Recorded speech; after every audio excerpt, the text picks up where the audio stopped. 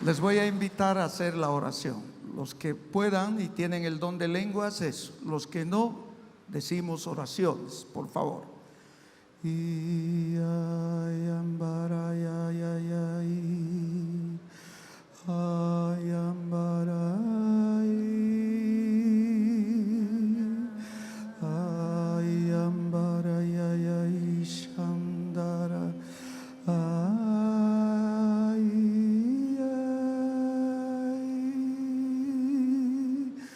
Gracias, Señor, por darme la oportunidad una vez más de dirigirme a mis hermanos. Me reconozco indigno, soy indigno, Señor.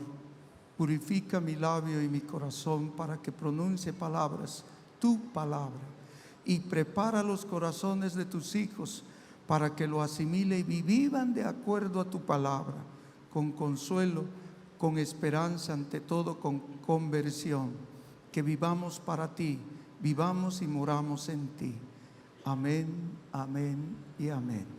Pues ahora siéntense, mis hermanos.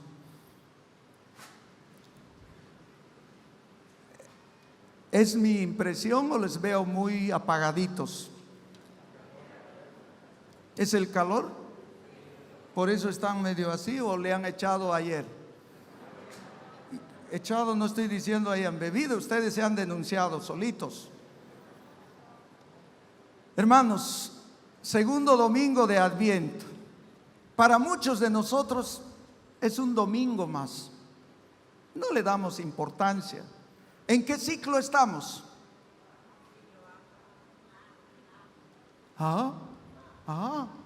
Ciclo A. Por tanto, ¿quién tiene el relieve del evangelista durante el ciclo A? ¿Ve? Muchos no saben. Mateo. En el ciclo C era Lucas. En el ciclo B va a ser Marcos. En los tiempos importantes y en los domingos nos van a acompañar ahora Mateo todo el año. Y también en el tiempo de Adviento, Mateo va a ser como el principal, y en el tiempo ordinario los domingos también. Por tanto, mis hermanos, la primera lectura está tomada de Isaías 11. Traían Biblia las personas. Ustedes, como ya se la saben de memoria, no traen ni Biblia. A ver, levántela. Bien, tenía que ser, wow, bien.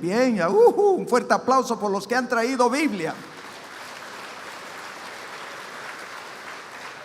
Y para ellos, regularmente, para los que han traído Biblias, yo digo algunos pasajes para que ellos confronten. Y como ustedes ya se saben de memoria, pues no necesitan anotar, ¿verdad? Isaías 11. El pueblo había estado mal, los líderes estaban mal y estaban siendo amenazados de ser exiliados. Dios se había apartado, entre comillas apartado, porque había mucha corrupción en el pueblo de Israel. El profeta ya había anunciado en el capítulo 10, en el capítulo 9, 7, había dicho cosas horribles de Israel porque no querían convertirse. Les había dicho tantas cosas que ya no podían ellos, y como que ahora era tiempo de decirles una esperanza. Cuando hay corrupción en la casa, en la familia, en un pueblo, cuando hay maldad en una ideología, un partido político, poco a poco se va secando. En este caso el pueblo se estaba secando, no estaba dando frutos. Se habían dividido, estaban peleados, la clase alta, la clase de los reyes habían entrado en corrupción y el pueblo estaba sufriendo. Y ahí viene la esperanza, ahí viene la proclamación, pero que no solo va a ser para el pueblo judío. Lo lindo es eso, mis hermanos, que esa proclamación no es una esperanza solo para el pueblo judío, sino para toda la humanidad. ¿Qué era la esperanza? Que decir que del tronco de Jesé, ¿quién era Jesé? El padre de David, que era el último de los hermanos que después, ¿quién va a ungir? Samuel. Bien, Juancho, 2 puntos a tu favor. Y 2 también aquí. Samuel el que va a ungirle, pero no se conforma con David. Va a ser de acuerdo, va a ser el rey, va a ser el que va a conducir al pueblo al triunfo, a las batallas. Y antes de él no había, de alguna manera estaba, pues de acuerdo a él, el Espíritu del Señor va a decir: de un tronco va a sacar un gajo, un cogollo, de un tronco seco. Y nosotros vemos un tronco seco puede revivir. Es para leña nomás. Si no, pero ahora el mensaje dice: de ese tronco, que quiere decir del linaje de Jesé, de su padre, va a sacar a un ¿quién? A un rey Mesías. ¿Quién va a ser ese rey Mesías? Años después, ¿quién va a ser? Sí, algunos. Va a ser Jesucristo. ¿Por qué? Porque solo un Mesías puede recibir lo que dijo Isaías. ¿Qué recibió? ¿Qué va a recibir? ¿Qué va a recibir? Juancho, ¿qué va a recibir? Ay, el Espíritu del Señor, el Espíritu de sensatez, de inteligencia, de valor o fortaleza, de prudencia, espíritu de conocimiento o ciencia, respeto del Señor. No juzgará por apariencias, ni sentenciará solo a oídas. Todo eso, lo que ha dicho ahorita Isaías, ¿quién lo va a recibir? Jesucristo, el Hijo de Dios. Todo eso está siendo como profetizado para que Jesús. ¿De dónde va a salir ese Jesús? De ese tronquito seco de la raza de Jesé, que primero va a ser el rey David, y así sucesivamente hasta que llegue a Jesucristo. Miren lo que quiere decir esto. Sé que la hora pasa, pero quisiera que comprendamos esto. De ahí está hablando de Jesé 700 años antes de que Jesús llegue. Antes, el profeta Isaías está hablando y diciendo: alégrense. No, ustedes no han nacido, no son una raza de la muerte. No, ustedes han vivido, sé que están en situaciones difíciles, está diciendo Isaías al pueblo, pero de ese tronco Dios es capaz de sacar un cogollito, una vida, y ese va a ser Jesucristo.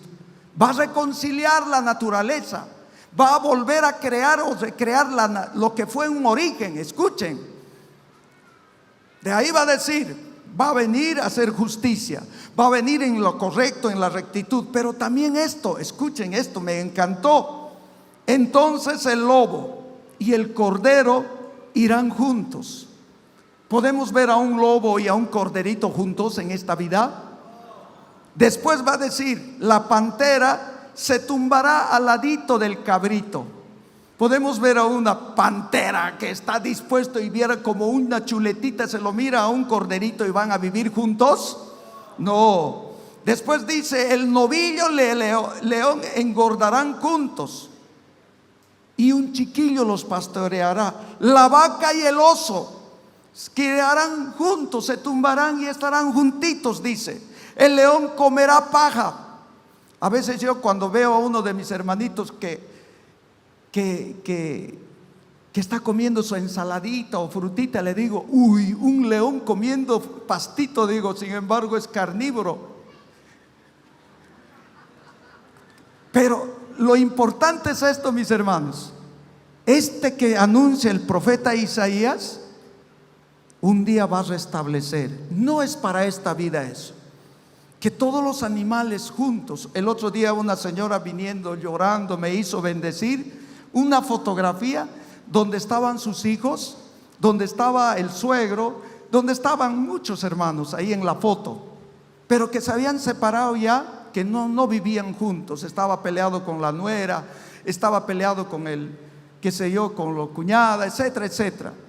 Y yo le bendije, dije, yo había leído este pasaje, le había dicho: un día, si es posible que los leones y los cabritos y los osos, las panteras y los chivitos y qué sé yo se van a juntar, también un día ustedes, la nuera y la suegra, él yerno con el suegro, la cuñada, el tóxico y la tóxica, vamos a vivir juntitos, dije.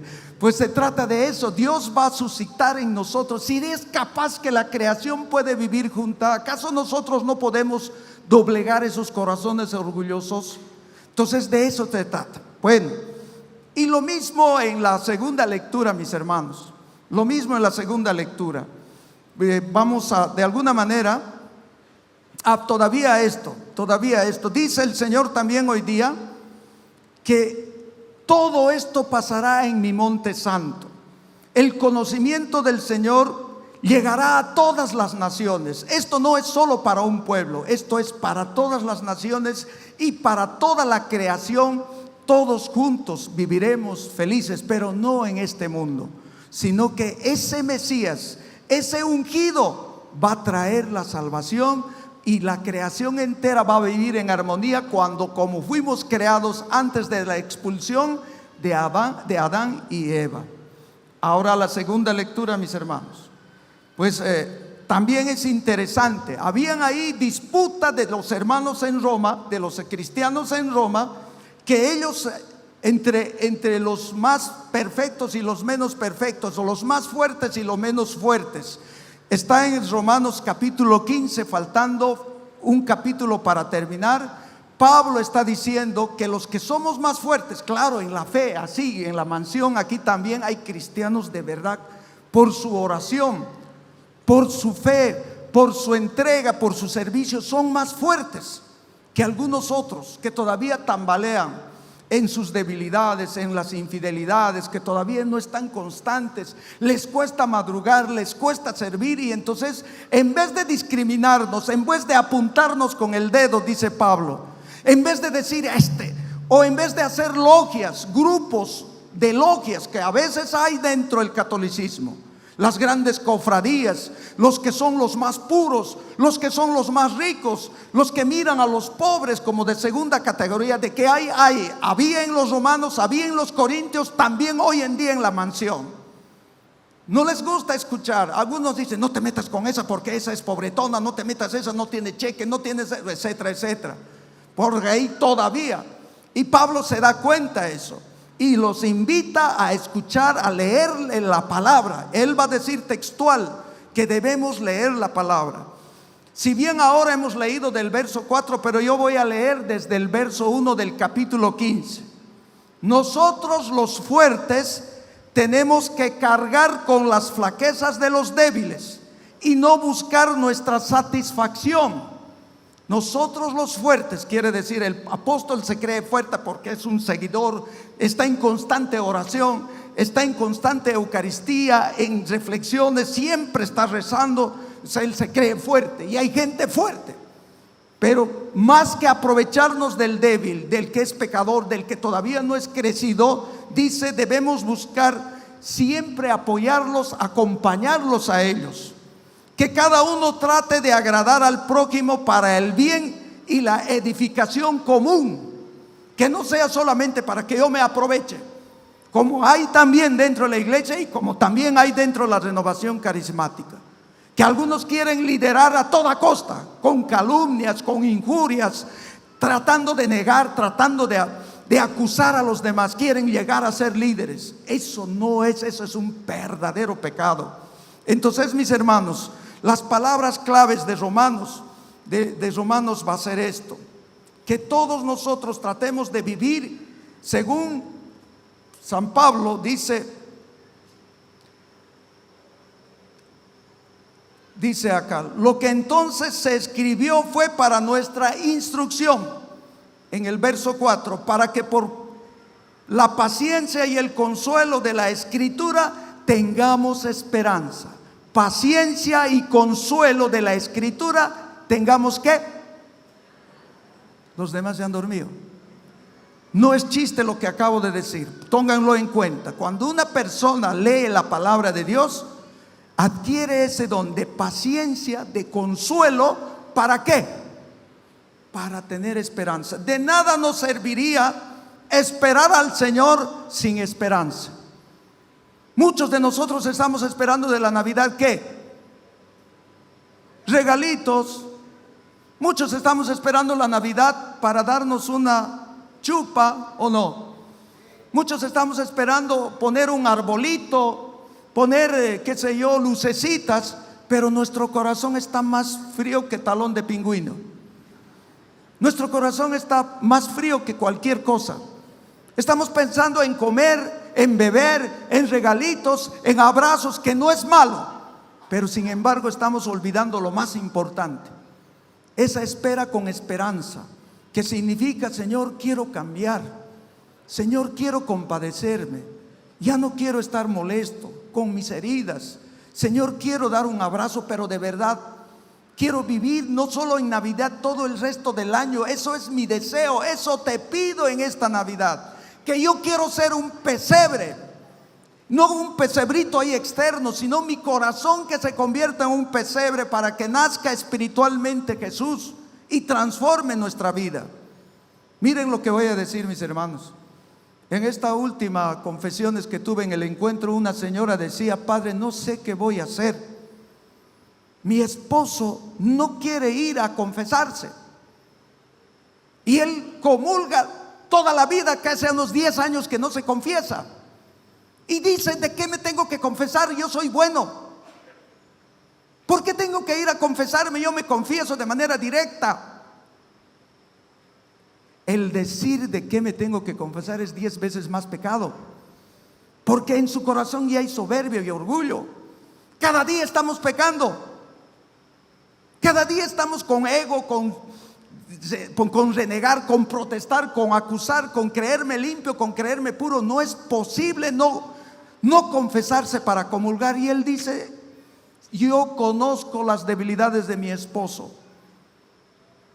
y por eso yo le ruego y le imploro, dice ella, que debe primero confesarse. Y les digo a los que piensan como este buen hombre, mis hermanos, comulgar encima del pecado es peor, porque Pablo en 1 Corintios 4 va a decir que unos comulgan para la gracia y otros para la maldición. No aparentemos. Hay gente que comulga, lo pone chicle y lo pega a la banca. Eso hemos encontrado en Cotoca varias veces. ¿Qué clase de sacrilegio es ese? Por tanto, ahora Pablo va a decir: vivamos en el consuelo, en la perseverancia, en la esperanza, en la oración, en la alabanza y en la ayuda mutua. No es suficiente en la liturgia saltar, bailar, si no hay misericordia, si no hay compasión. Ustedes no saben cómo a veces yo reniego con mis hermanos, pero me lo tengo que tragar. Muchas veces tengo que tragarme, porque yo veo en algunos de ellos soberbia, orgullo. No mis hermanos de religión, no mis hermanos de comunidad, sino mis hermanos de familia, mis hermanos de sangre. Son buenas gentes, pero como que su corazón está ahí herido, no sé por qué. Por eso, mis hermanos, ahora pasando al Evangelio. El Evangelio es mucha cosa, mis hermanos. ¿O están cansaditos? Bueno. ¿O están apuraditos?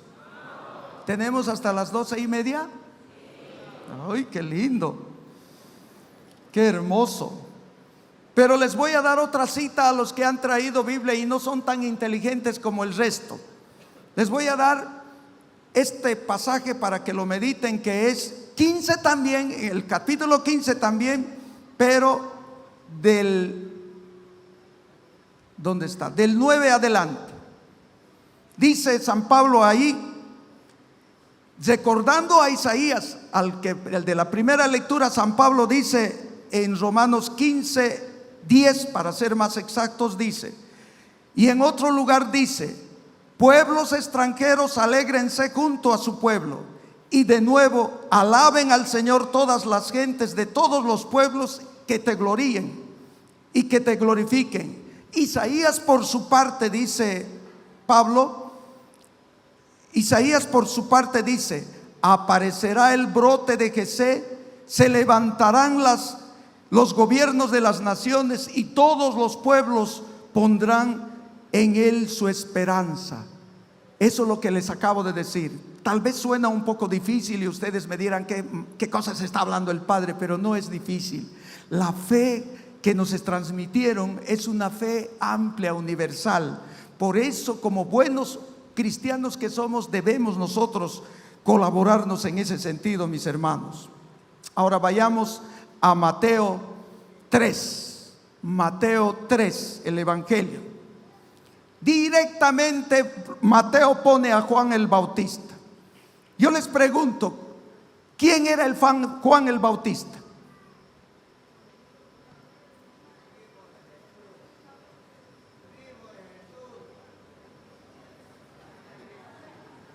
¿Me lo sacan a ese borracho, por favor? Hijo de Isabel. ¿Y su papá? Zacarías. ¿Quién era Zacarías? Menos un punto, hermano. Un sacerdote. Por no creer que su esposa, ya pues viejita, ¿cómo se va a embarazar una viejita de casi 60 años? Pero por gracia Dios permitió que esa viejita se embarace. Zacarías, ¿qué era? Un sacerdote. Por lo tanto, ¿en qué momento se fracturó la familia?